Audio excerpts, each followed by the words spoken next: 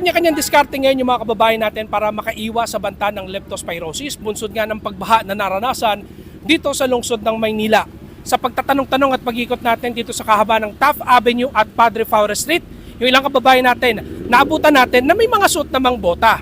Pero yung mga wala, kanya-kanyang diskarte. Yung iba nagsuot ng trash bag at supot para hindi mabasa yung kanilang mga paa. Napantakip lang po sila sa mga paa, saka sa binti po sana. So, ano lang po talaga, kung ano po talagang meron. Kayo sir, mukhang handang-handa. Pero ito si ma'am, parang hindi napagandaan ma'am.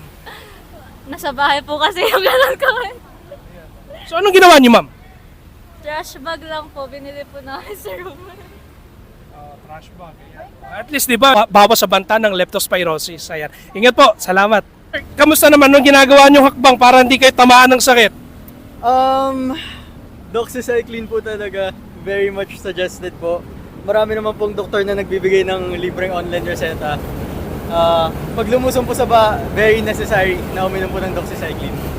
Habang yung ibang kababayan naman natin ay no choice dahil wala naman silang dalang bota o supot, ang ginawa na lamang nila ay tinanggal na lamang yung mga suot nilang sapatos at sinong itong ang baha. Kamusta? Di nyo napagandaan yung baha? Di po dahil surprise Ano na lang ginawa nyo?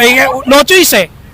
Ito, hinubad yung sapatos kasi pag mabasa, talagang mas makati sa paa.